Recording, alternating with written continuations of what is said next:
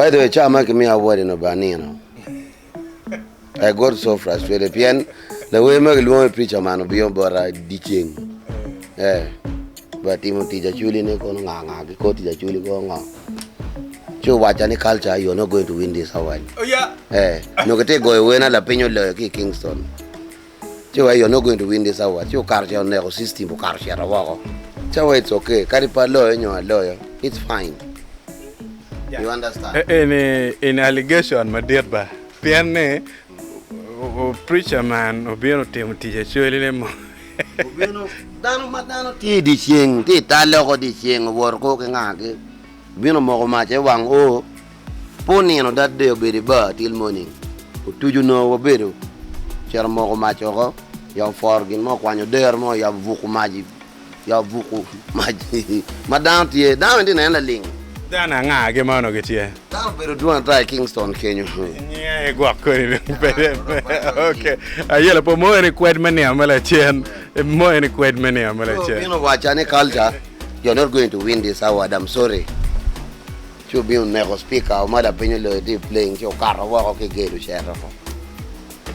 But unben I accepted. Anyway, I was in my word that I was sure of something. You understand? But so you be living on Ital Panieri, or Ital ko? Put you borapama. Chidong ino tiyo. Put you. Chawa no food. Chama no award no food. Okay. Okay. So any award me ini no. Any award me mo dongete balance. Adi ko yogi aga chwina mo raneno. In a no mapa ngara. Utembe lwenye kar chake ba peja bedo stress. Okay. Ama look no paba kelo but it's okay. Okay. Can ni na mero wa look money. Local performances. The town can people they don't see the real people to put in programs. Money not taking away money ma go kenyo. They constantly program everywhere. Anywhere challenge okay pay connection ki team money town can you will never get any show.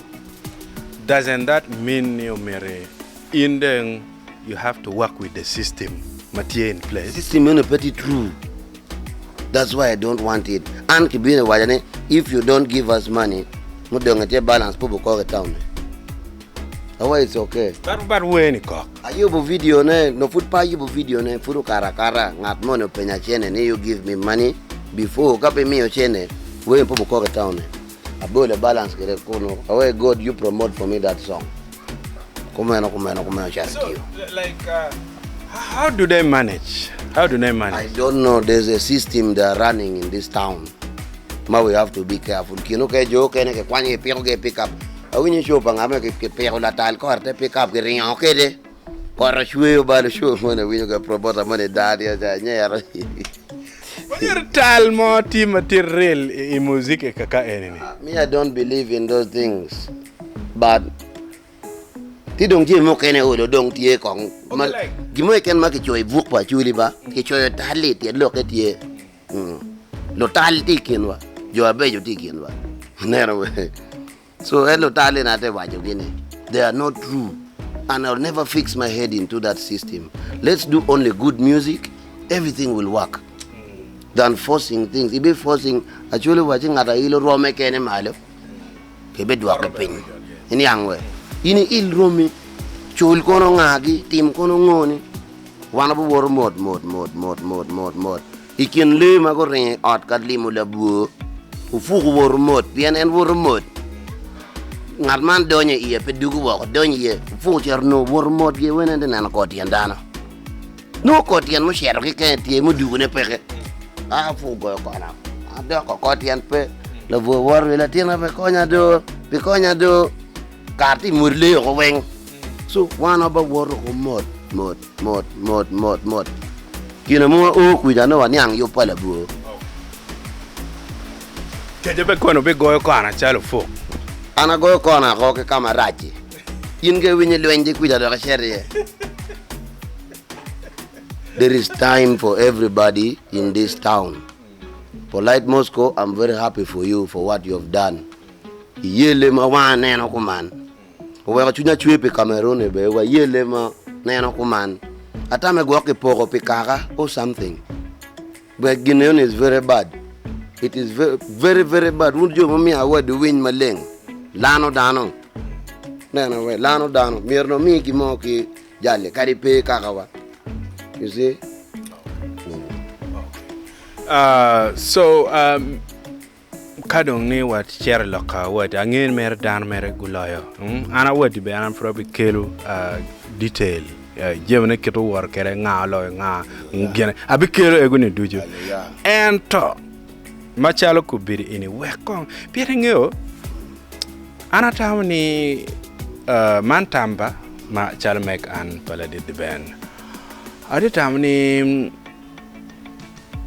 lok me awadi enini tutwale nen chalo gien momio dano tika kore tutwale pieni beru gien pangat mo matiga timu kibiashara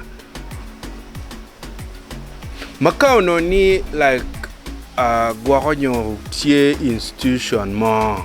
Thank you. Thank you very Palwe onyo gwak maneno lok me credibility maneno lok me merit ngama timu gini inu lawyer mano it's independent. You Guinea was started by one person.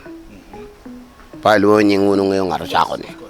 Nyangwe ngaro chelo chako momot charji meyo. Anda gir mi rendo shami ye. Ento ti shamone mo karo kakare ko. Ineno we. Inge biashara ka ini chako. No mira chamo mabe. No mira chamo. Ineno we. Chidong kamadu uye chani. Kitinge kibone nge kilwane ngo NUMA. Kibone nge NUMA. Ni NUMA ain't issue talk gini.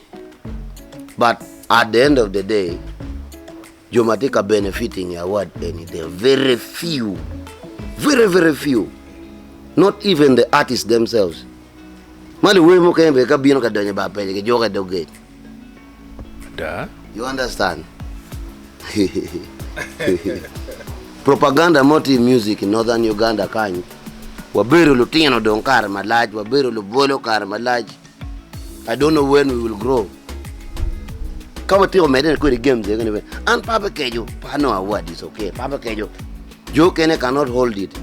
Joe Kene wenyoko kengagi and Papa Kejo because I know the talent inside me. I changed brands 4 times. Kumbeda beyond the music. I was a dancer, I was a trophy, one P, Lugogo Cricket Oval, Kela Award 2008. I was a comedian, Nokiluani Muzee Abudala, Anga Pengi in northern Uganda. I was a live band artist. I worked a band for 11 years. Now I've changed to CD recording, this studio recording. I work on by team Dong Kong. Yeah. And you're doing great. Enter down Dong. Get a show like Kwakawang. Kwakawang away, Koma.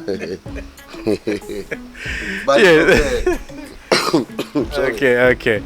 Atamni lok me awadi ini one furo bibero kadonyi ye da ko bi menyo ber maduong kono wipo will ne ber furo ticket dan mo ken ma wan bi lok ketki kumbiri ene chidong pe a chat kama wan wa bi mete ki lok ma me ko ene ana matine gwa ko nyoti gino ma wiwa will ma fut pa wa lok ye ma lok gwa ki gino te ma wad gi nga gino ma fut pa wa wek no wa go ter wa keta Pama look in the tour way of walk. Me no congo or no call near a shield mock. Are you a bit dog look? Bien dad woong mowe. Dad woong enter. I don't want to be vulgar. I don't want to abuse anybody. I don't want to be stupid. You want not mock again. And I'll continue doing my things the way I understand. If you will support Patz culture's music, support Patz culture. Kay mero be walk ba bed walk. Kay mero be deal be deal. Petro be walk deal when you understand. If you want to move with me, you want to support me, anybody outside there, in the diaspora, within, everywhere, I am there very ready to work. Kimario, shanti ma ditu twal, bodlu we kany, endo pegiti ye ne shanti ye. gimo pege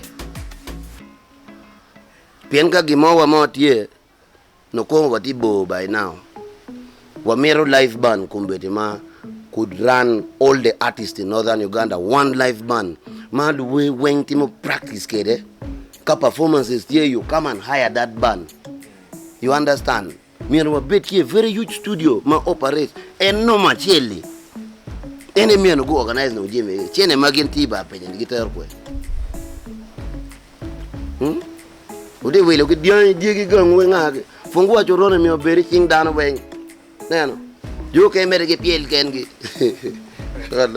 okay yeah na nen free way pe me bet valga yeah che angeni ka kenyo mer dong para chitwal ka gwakar be no ngi food ba bilok maluk ke lokom jemoteme eto food amera mete ki wajo congratulations pe kilimado no ngi machane o foi chitwal man olo nyur beneni in machar in of course John Bekong and NUMA chel and madung wang pego timo mabeni John Kong no go recognizing in chatamne any ben pe begin kong in ben no you know me for because Wednesday for matek ana did the ben ka chel ke Patz culture wa ya giki kono food wa bi mete kilok wa bot jomu kene mano gitie botwa kinian matini pay karchet kamo timbe subscribing kidong bene any la we medit ma mir ini mete ni inene lupu kare inene jemne ma entiga timna yen wene kin pin kama note ye then you follow him up for mate very much ka ngat mo ken mo winyo rach mo ko ma yes be binyang lo kada ki bora be win lo ke wo ni culture rach culture ngari la lwen kono ngogi yes bini win ki bora for you to get the right information thank you very much brother okay yeah man